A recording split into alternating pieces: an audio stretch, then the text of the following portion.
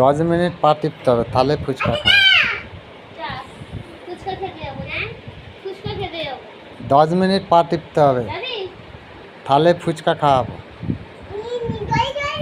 নালে ফুচকার ওই পাঁপড়গুলো দেবো, পাপড়িগুলো। টাইমটা দেখে নি কটা বাজে, 7:28।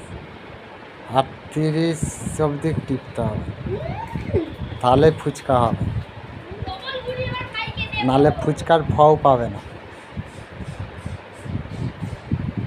100 টাকার ফুচকা খেতে গেলে 10 মিনিট, না 100 না 50 টাকা।